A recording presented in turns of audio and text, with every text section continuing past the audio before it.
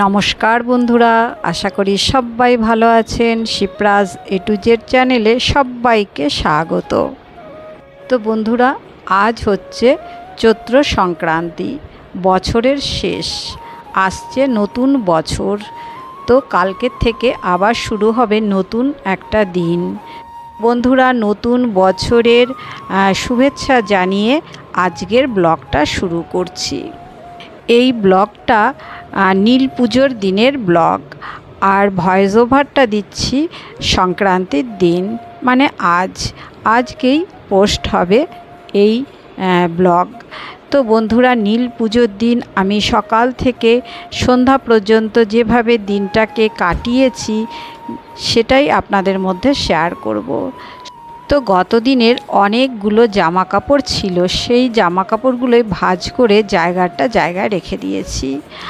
আর এইদিকে আজ পুজো যেহেতু, সেই জন্যে ঠিক করলাম ঠাকুর ঘরটাকে একটু ভালো করে পরিষ্কার পরিচ্ছন্ন করে নিই।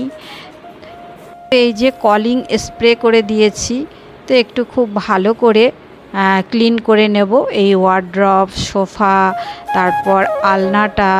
তো আজকে তো উপোস করে থাকবো, তো সকালে একটু চা করেছিলাম, চা কিন্তু আমি খেয়েছি লিকার চা, আর পুরো দিন কিছুই খাবো না, উপোস করে পুজো করব। তো প্রত্যেক দিন একটু একটু করে এইভাবে পরিষ্কার করলে ঘর দোর কিন্তু বেশ ক্লিন থাকে, তাতে বেশ ভালোই লাগে। দেখুন, আমি কলিং স্প্রে করে অনেকক্ষণ ধরে কিন্তু এই জিনিসগুলো সব পরিষ্কার করেছি।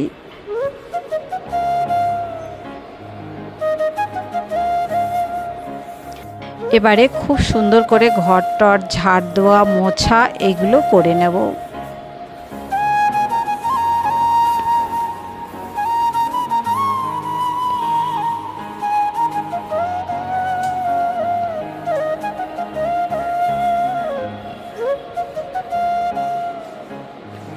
তো বন্ধুরা, এবারে আবার চলে এলাম ড্রয়িং রুমে। তো এখানেও একটু কলিং স্প্রে করে খুব ভালো করে মুছে নিচ্ছি।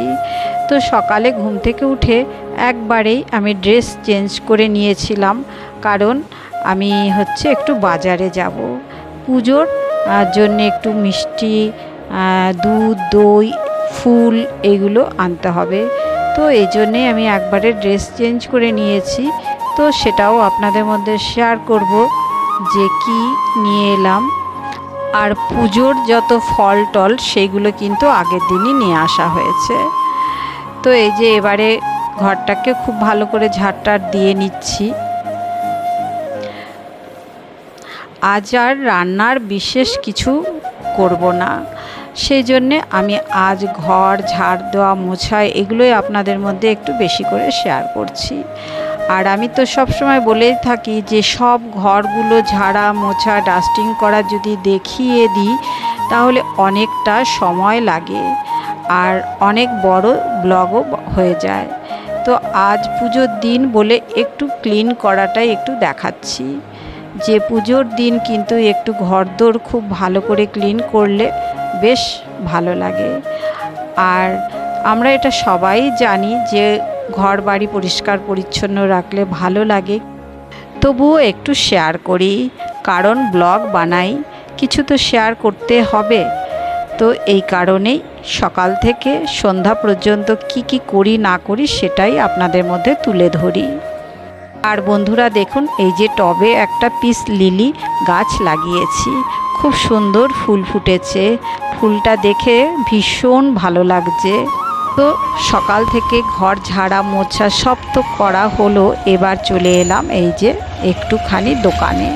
তো একদম আমার ঘরের সামনে দোকানটা, তো এখান থেকে একটু ফুল, মালা, যা কিছু পুজোতে লাগে সব কিছুই নিয়ে নেব।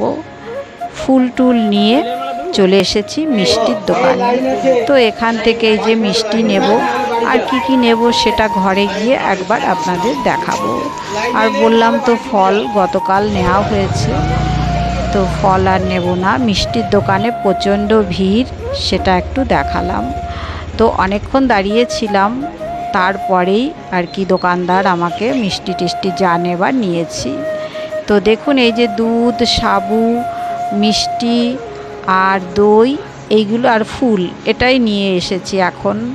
তো একদম ঘরের সামনে ছিল, তো বেশি দূরেও যাওয়া হয়নি। তো এসে হাত পা ধুয়ে নিয়েছি, ড্রেস আর চেঞ্জ করিনি। তো তারপর রান্নাবান্না করছি, একদমই সিম্পল রান্না করছি। নিরামিষ একটা সবজি বানাচ্ছি, সয়াবিন আর কিছু গ্রিন সবজি দিয়ে, আর উচ্ছে ভাজা, আলু চোখা, ভাত, এগুলোই হবে। পুজো করব আমি, তো আমি উপোস রয়েছি, আমি খাবো না। যারা উপোস করেনি তাদের জন্য এটা বানানো হচ্ছে। তো বন্ধুরা, রান্নার বিশেষ কিছু আর দেখালাম না। তো রান্না টান্না হয়ে গেছে, হওয়ার পর বেশ কিছু বাসন হয়েছে, সকালে ব্রেকফাস্টের বাসন রাখা ছিল, তো সব একসঙ্গে ধুয়ে ফেললাম। ধুয়ে ঠুয়ে এই যে মুছে টুছে গুছিয়ে রেখে দিচ্ছি।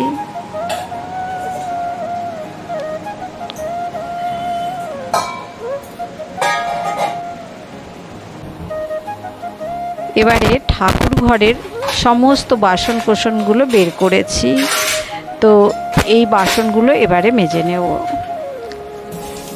লেবু রয়েছে, লেবু দিয়ে বাসনগুলো মেজে নেব। পেতলের আর তামার যে বাসনগুলো রয়েছে সেগুলোতে একটু লেবু লাগিয়ে নিচ্ছি। তারপর ওই যে ভীম জেল দিয়ে মেজে নেব, তাতে বেশ সুন্দর পরিষ্কার হয়ে যায়। আর এই ফুলের সাজিটার মধ্যে আমি পুজো করতে যাব যখন মন্দিরে, তখন এই সাজিটার মধ্যে সব কিছু নিয়ে নেব, তাহলে খুব ভালো হয়। আর নইলে বাটা নিলে পরে না খুব অসুবিধা হয়। বাটা ধরার জন্যে দুটো হাতই জোড়া থাকে, তো সাজি হলে একটা হাত অন্তত ফ্রি থাকে। এই জন্যে সবসময়ের জন্যে সাজিতেই পুজোর সমস্ত কিছু সামগ্রিক নিয়ে মন্দিরে যাই। এবারে স্নান টান করে এসেছি, আর এই যে দেখাচ্ছি আমার ঠাকুর ঘরের এই সমস্ত কিছু পরিষ্কার পরিচ্ছন্ন করব। এখানকারও সব ঠাকুরদের সরিয়ে ওই কলিং দিয়ে এই যে সব সুন্দর করে ক্লিন করে নিচ্ছি। ক্লিন করে তারপর ঠাকুরদের স্নান করাবো, করিয়ে নতুন বস্ত্র পরিয়ে আজ পুজো করব। এখানেও খুব ভালো করে সব চেঞ্জ করে ঝুল টুল যা কিছু আছে পরিষ্কার করে নেব। তো সবই পরিষ্কার করে নিয়েছি। এবারে এই যে শিবলিঙ্গকে অভিষেক করছি, মনের ভক্তি দিয়ে পুজো করে নিচ্ছি। নিয়ম কিছু বিশেষ জানি না, তো এই যে পঞ্চামৃত বানিয়েছিলাম সেটা দিয়েই ভগবান শিবকে হচ্ছে অভিষেক করলাম। এবারে পুজো করে নিচ্ছি এক এক করে।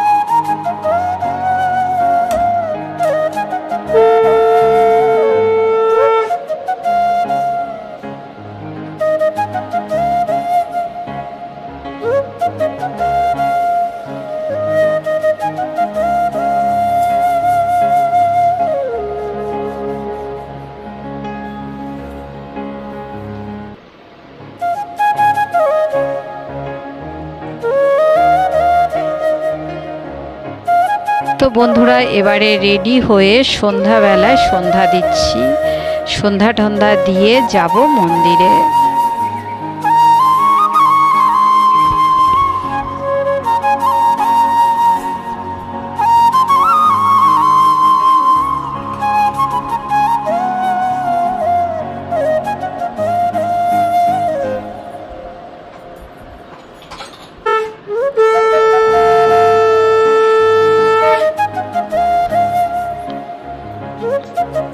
তো এই যে বেরিয়ে পড়েছি, তো চলুন বন্ধুরা, সঙ্গে থাকবেন, আরও একটু বাকি রয়েছে। আর এই যে দাদাভাই সঙ্গে যাচ্ছে, বললাম চলো ঘরে কি করবে, তো যাচ্ছে। তো এই যে মন্দিরে দেখুন শিব ভগবানকে, দেখুন শিবলিঙ্গ, সবাই পুজো করছে আর বেশ ভিড় ছিল। আমি যখন এলাম তখন ভিড়টা কম ছিল, কিন্তু পুজো দেবার পর ভিড়টা ধীরে ধীরে বেড়ে গেছে। আর আমি একদম সন্ধ্যা 6:30টাতে এসেছি, আর এরা সব বসে আছে পুজো দেবার জন্যে। আর এদের মধ্যে শুধু আমার একাই পুজো করা হয়ে গেছে। তো এই যে এবারে বাড়ি চলে যাব। তো বন্ধুরা, ব্লগটা আমি এখানেই এন্ড করলাম। কেমন লাগলো সকাল থেকে এ পর্যন্ত আমার ব্লগ? ভালো লাগলে সঙ্গে থাকবেন, প্রত্যেকে ভালো থাকবেন। ধন্যবাদ।